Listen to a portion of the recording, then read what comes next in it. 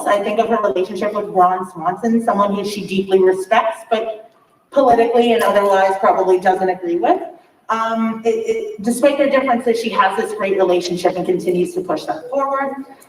She's a helper, always look and find the helpers. And so even if she's not fully equipped to do something, she's ready to step up and figure out how she can help. I think of when she met Ann Perkins in the pilot and found out that Ann had this huge pit behind her house. She immediately stepped up and said, yes, I will make this a park. And it took the entire series, but there finally is a park.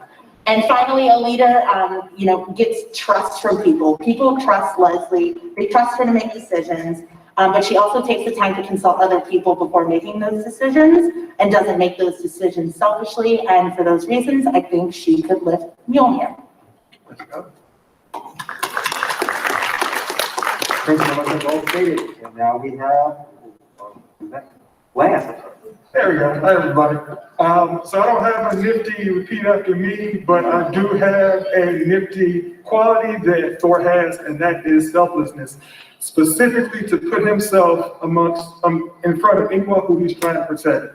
And I think that no one envisions that better than his fellow, sometimes blind, our favorite Kakarot, also known as Goku.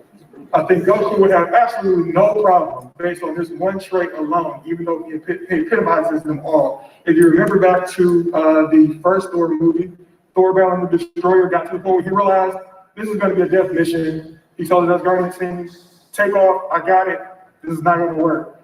Goku has done the exact same thing, not once, not twice, but 3 times. He sacrificed his own self to make sure that those he was charged to protect could survive. He puts them in front. Just like Thor is in charge of protecting Midgard, Goku is in charge of protecting Earth from enemies that come from around the galaxy and throughout the universe. And once he learns instant transmission, he protects any and everybody who he can reach who needs it. That is my trait. That's my guy, Kakarot. Goku can wield me.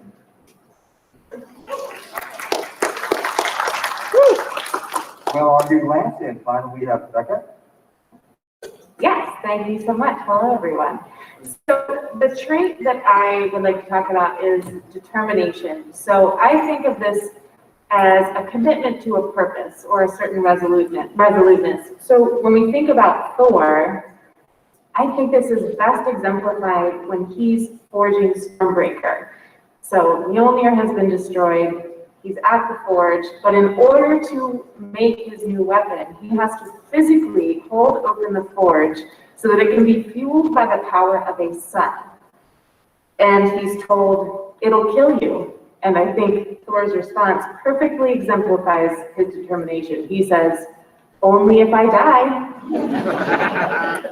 So when I thought about a character who really exemplifies this trait, I thought of Disney's Mulan. So for those uninitiated, Mulan is a hero who goes into war on behalf of her country in Imperial China. So there's a conscription from the emperor to fight the Huns. And every family is told you have to send one man. And so instead, in lieu of her elderly father, she dresses up as a man and goes into war pretending to be Pink, the soldier.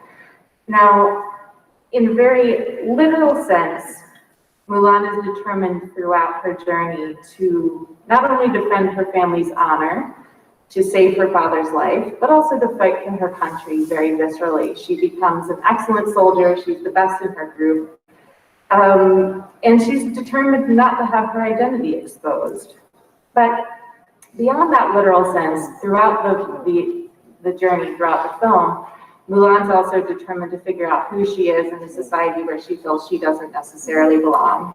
At the start of the film, she's going through sort of marriage rights. She's becoming eligible to be an eligible bachelorette, but she's fumbling, she's awkward, she's trying to write notes on her hand, it's getting washed off. She doesn't fit in. So part of her journey is really figuring out who she is. And her determination really comes to light when she is exposed as the person she is as a woman, But she turns back anyway for her company, for her friends, for her fellow soldiers, and for her country. She's determined to see this through, and she does. So I think Mulan from the movie Mulan really exemplifies the determination that Thor also has.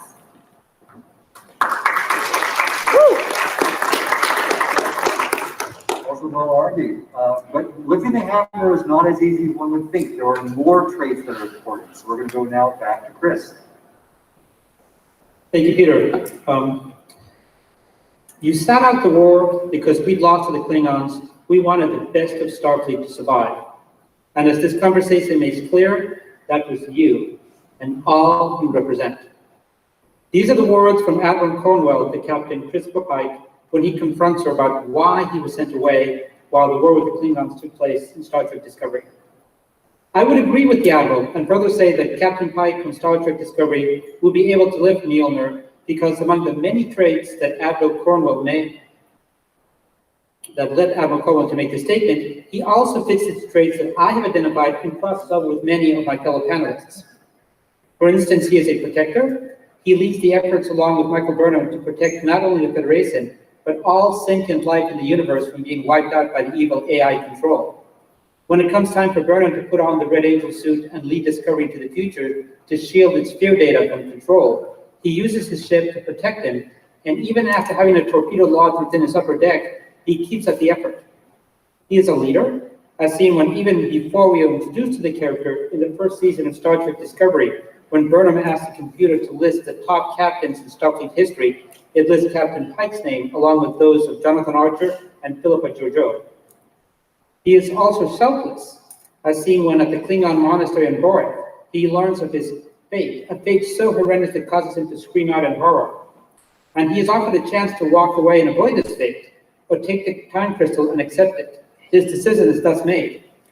The monk tells him, you may still choose to walk away from this future, but if you take the crystal, your fate will be sealed forever. There will be no escaping it. And he thinks to himself, you're a Starfleet captain.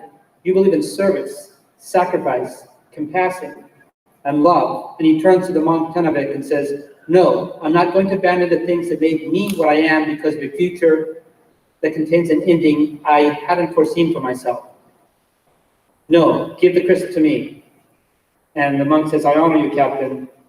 And he walks away with the crystal, ensuring himself a fate worse than death, so that life in the entire universe will continue.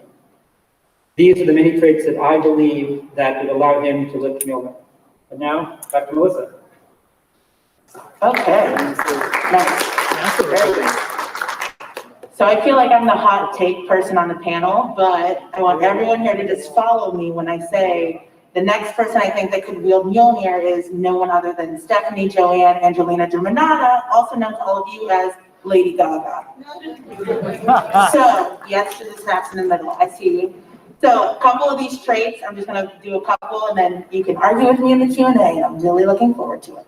But she's a protector. I don't know if you guys have ever heard of Little Monsters, but sometimes we're terrifying. And she's very protective over that fan base that has grown her to the level of superstar she is today. I'd also say selflessness. I think it takes somebody who's really selfless, especially at the beginning of their career, whether it's in music, movies, whatever it is, to stand up for what you believe in. And something that I see in Lady Gaga is her selfless advocacy for the LGBTQ community. She was less than a year into her career when she got on Capitol Hill, a short distance from here, and advocated for the end of Don't Ask, Don't Tell in 2009, which was not very politically popular. She could have risked her entire career to do that, but she didn't care because it was something she believed in and something she wanted to fight for. She's also selfless through her use of philanthropy with the Born This Way Foundation, raising money for anti-bullying initiatives, kindness, and wellness for youth. I'll also mention when COVID-19 hit, she scrapped her entire album plan for Chromatica. If anyone here knows what I'm talking about, it will also make you sad. But she threw all of her efforts into raising $128 million for the Together at Home concert for COVID-19 relief in a very short amount of time. Again, someone risking a whole pre-planned album rollout to raise money for charity and focus on what the issues are in the world today. Again, pretty selfless. Last thing, determination. She was dropped from multiple record labels and she still made it, and now she has an Oscar. So, determination makes Lady Gaga worthy to lift Mjolnir. And I'll go over to Clem. All right. So since we are opening the door to real people, I'm going to offer up a real life person for your consideration.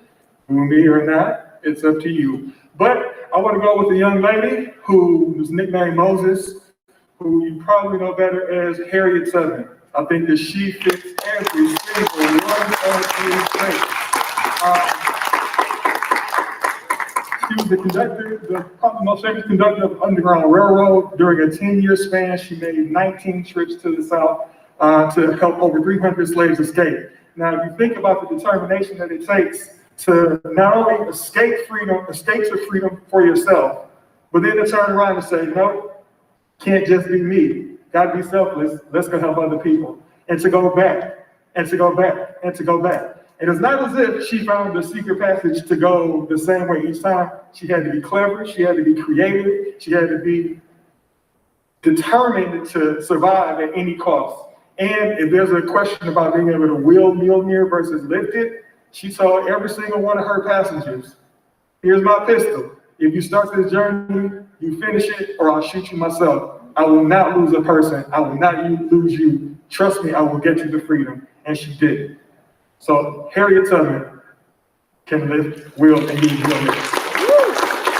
Also, it probably would have been a lot easier to get people if she could have like opened up a bypass bridge, but that's all different situation. I would love to see that. Yes. All right, well, it's hard to follow Harriet Tubman, but seatbelts, everyone, because we're gonna try and do it. I think of someone who encompasses all of these lovely traits that we have on the screen here is none other than Professor Valerie Frizzle, PhD. Also known as the Frizz. So Yes. the Frizz is a dedicated fourth grade teacher who takes her students on I'm going to call them very unconventional field trips through things like lava rivers, space, her students' digestive tracts, any number of wild locations. This is a person who clearly has access to magic because she can go to these places, she can shrink a bus and do all kinds of wild things. And she has just an amazing can-do spirit, which I think gives her incredible innate self-worth and leadership qualities that she, on these trips, works to pass to her students. She is a selfless person. She has great integrity. Clearly, she is a doctor. This is a PhD teaching fourth grade in public school. So this woman has foregone the salary and she's making it work for her students. I think the Frizz's worthiness is best exemplified by her motto, which is take chances, make mistakes, get messy. I think she would use Mjolnir to both protect her students and then turn around and teach them a really awesome lesson about electricity at the same time. So with that said, I think the Frizz is worthy of wielding Mjolnir.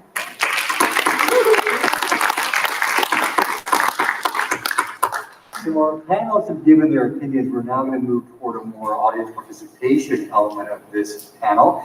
We're going to turn to Chris, who has a bit of a surprise. Thank you, Peter. So some of you may find some pieces of paper next to on proximity of your chairs, and they will have names on them. And so if you feel so inclined, please step up to the mic and ask us if these people and why will be able to wield Mjolnir. And by the way, if you also have an opinion upon who you think could wield Mjolnir, please give it to us as panelists so we can talk about it.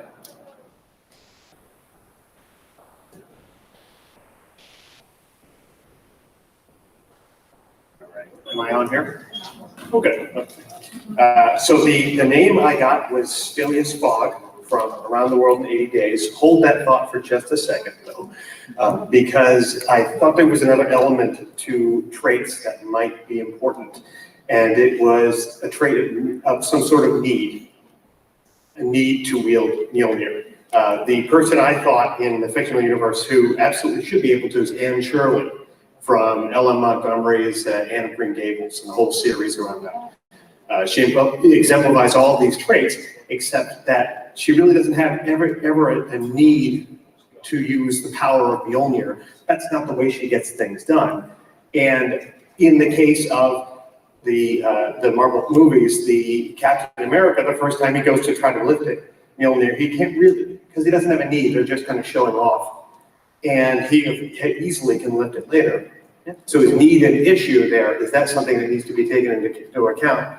I know Lady Gaga totally would have a need because it might go with the outfit that she's wearing. So, Harriet Tubman totally as well. But are there some of these characters who are totally able to, but Mjolnir would say, you don't really have a need, so therefore you don't need my power.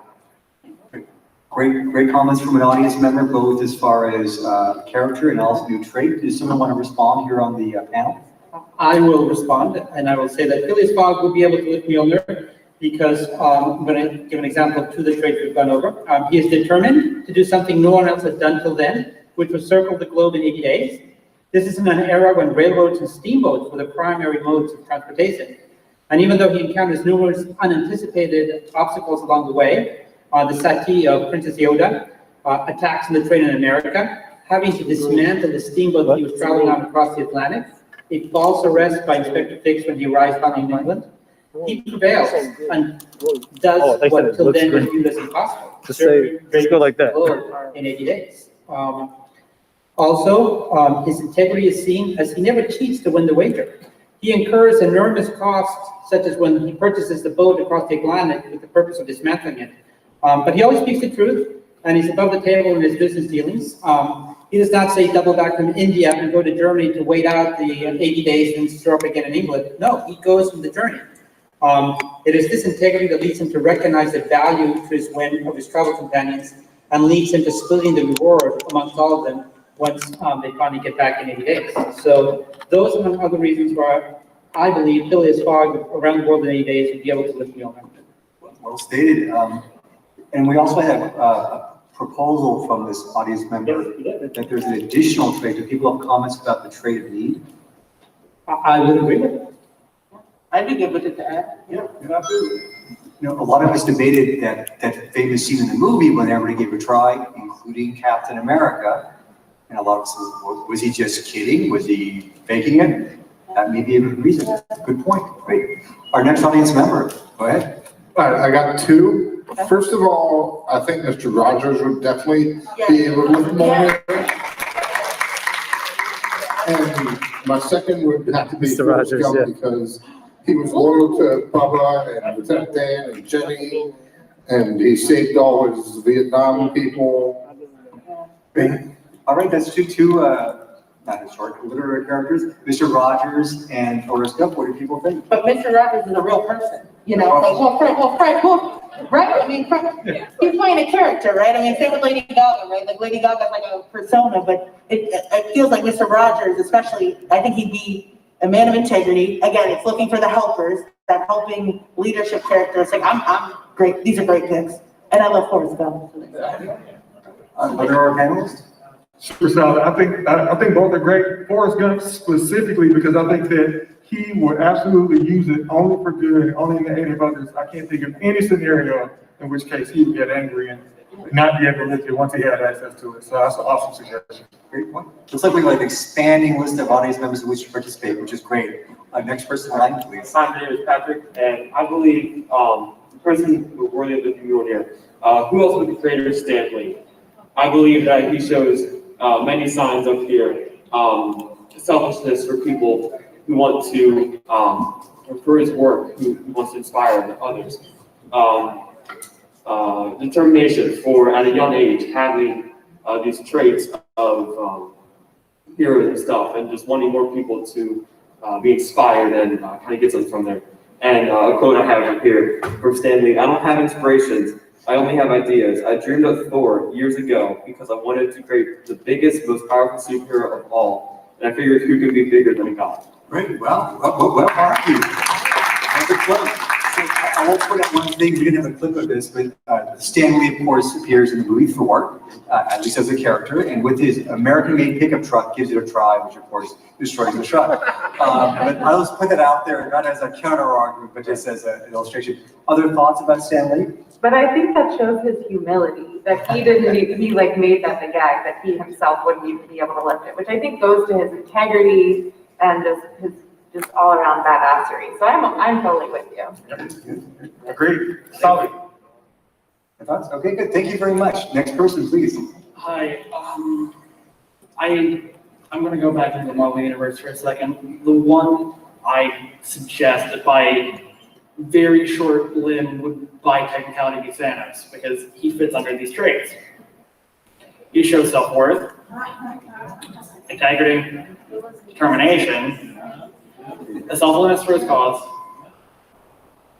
He's protecting those in how he sees fit. And at the beginning of Infinity War, he's showing the form of leadership. Sorry, a couple of the panels couldn't quite hear the character's name. Thanos. Yeah. This is an interesting controversy. I think some of the panels will have something to say about Thanos. Well, please. So here's the thing. Hear 'em out. Given the traits we have listed, I think, I'm gonna go out on a limb here, I might be by myself, but given what we listed specifically, I mean, he kind of technically checks the boxes. I mean, he believed in what he was doing, right? Yeah. In his head, he was doing it for a good reason, right? Tell me how Thanos has integrity. He was fighting for what he thought was right. Yeah. We didn't define integrity by saying like, you're good. I mean, I would hope integrity would be good, but I mean, he has a point that he's fighting for something he believes in. Now, we all know he's crazy, but. He also. They work for didn't Titan. choose the path that we're gonna be disappeared. I'm He just left that up to. Which I think is almost a sign of a lack of integrity if he can't even pick people. He's like, I don't want to do the dirty work. I'm just like, I'll give a counterpoint for a mass murderer not being a protector. Sure. At least for most people. I'll say that. I'll say that. But that was our trait. But thank you, that was a great. I think that's really good. Shout out to controversy. I like We'll the now go to controversy. our next audience member, Captain Kirk. Pike. Oh, well. Minus 10 points, Peter. Okay, so I drew Kwai Shang Kane from the original TV series Kung Fu. And I think it's very apt because, okay, he has self-worth. It's a quiet self-worth that, you know, when, yeah, basically, even though he's a man of two different worlds and he's not really accepted by either. He has his personal integrity that he will not compromise his Shaolin beliefs for any reason. Even when other Shaolin monks he meets are willing to do that, he won't do it. He is a protector. He stands up for everybody that cannot protect themselves wherever he goes, no matter what the odds. He does stand up. He shows leadership by being a Shaolin monk. He's selfish. He's got great selfishness that, you know, again, going back to him being a protector, and he is determined. I mean, you know, every episode you saw it open with him walking across the desert, and he's trying to find his long-lost brother, and also to, you know, stay alive, even though there are all these people who want to kill him. So I think he could lift the hammer. I think Christopher Pike made some great points. Do other people have thoughts? I completely agree with that. He flees the monastery to protect the monks, and in his travels in the U.S., he could easily hide because he knows the emperor sent bounty hunters after him, but if he sees someone's in need, he helps them using his skills. So yeah, he's definitely a protector. Move on to the next person, please. Hi. So I got King Arthur, and I don't think so. So I think Elle Woods from Legally Blonde would be able to. No explanation. So, fair enough. Just so you know, I was the one who proposed King Arthur, and I was trounced by my colleagues. So I think there's strong agreement unless someone else wants to say something. Oh, my only defense was It's a sword, and he lifted it from the stone. It's obvious, but again, the traits. And he had problems in his latter life, and many of us do. We'll move on, but thank you for your comment. The Elwoods one was very good. We'll now go with our next audience members. Hello, I'm David. Hey, David.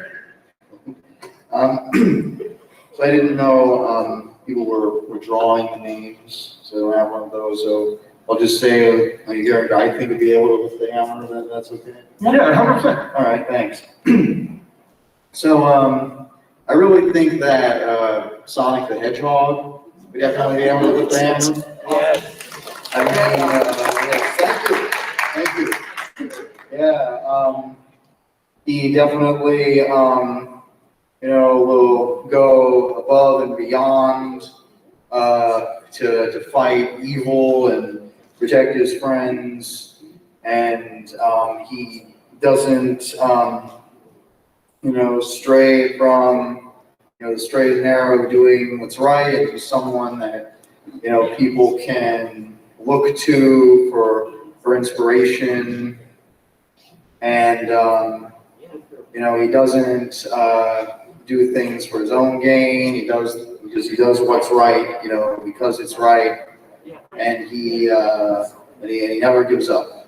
And I think really not just, but I mean he has probably a lot of good friends too. Probably can also fit into these traits as well. Thank you for your arguments, and it was not the most, was a surprise based on your t-shirt. Quick reaction from the panel. I think that if nothing else, he can move fast enough to create his own field of life, right? So, you might think, oh, Kendrick Spears, they can have races to see like who can go the fastest, the furthest, it'd be great. I think that's great. Great, thank you. All right, thank you. Excellent. Thank you.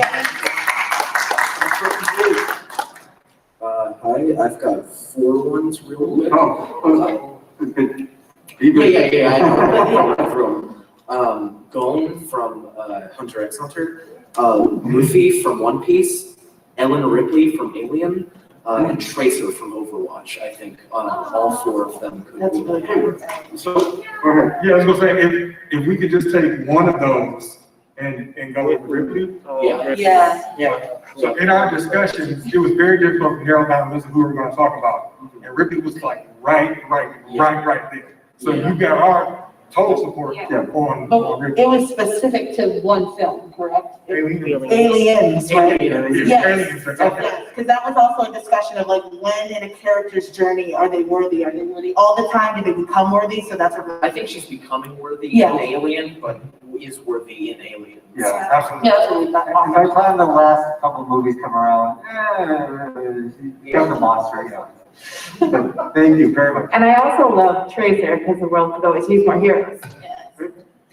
Please, what is your proposal or thought? Well, my proposal is Toshinori Yagi, otherwise known as All Might, My Hero Academia.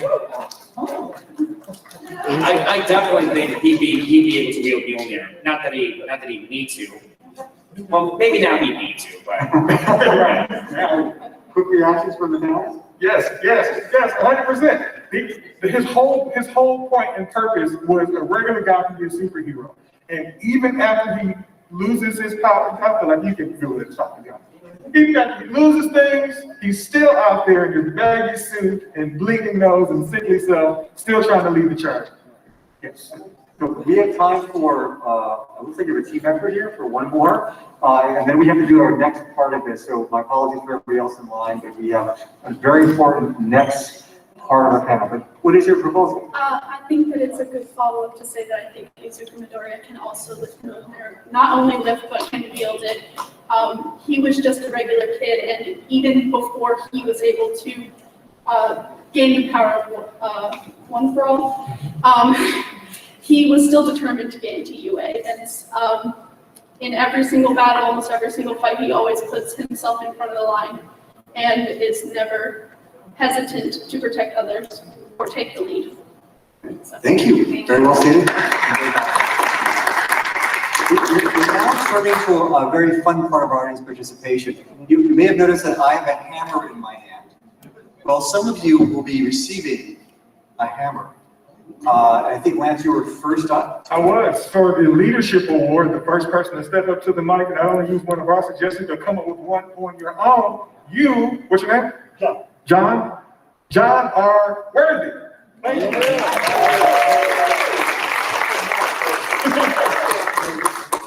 I think, Chris, you're next. Are you ready for your award of hammer? I believe so. I'm giving out a hammer for the first person to come up in cosplay to ask a question, which I believe it would be Captain Pike.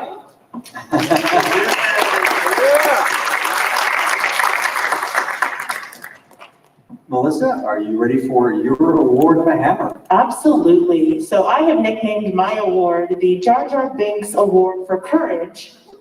Awarded to the person with the most controversial pick because I didn't think I could do it on my own to say Jar Jar Binks, but I'm going to give it to my buddy over here for Thanos.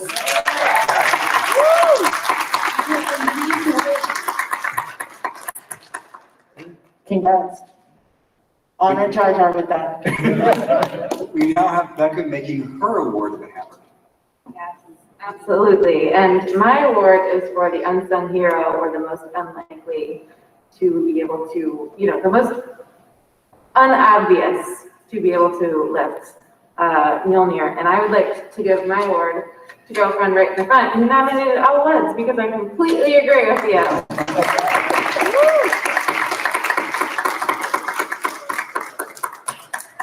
So I had the great idea of giving the award by audience desires, we should get the award, but we had so many great and such a large quantity of ideas and proposals, I've lost track of all of them. So we're gonna do something simple. If people can argue out what they thought was the most argued, the best argued proposal from the audience, just give us 3 nominees. Someone who did the best job of arguing. Yes. Sonic? Oh, yeah, Sonic. You back? Sonic. Sonic. Sonic. Someone besides Sonic. 3 nominees. Sonic is 1. Thanos? Yeah, they got one. Stan Lee. Stan Lee. All those who are going to by applause. Who thought that the best argued was Sonic? Yeah!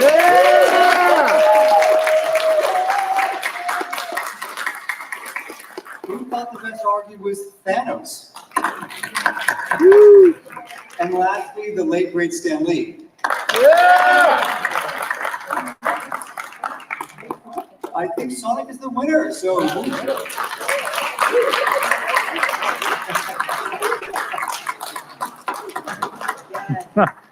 Thank you. Thank you very much. Audience, you've been great as far as participation. Thank you so much. We just have one quick, to sum up everything will be Chris. So, in summary, everyone, worthiness is in the eye of the beholder. All of you chose to attend this panel today because you found the topic to be worthy of your attention. It has been a challenging year. If we are to get through this all, we each must recognize and respect the worthiness of each other. So go forth and lift all of your hammers. We as panelists find all of you to be worthy. Thank you very much. Thank you.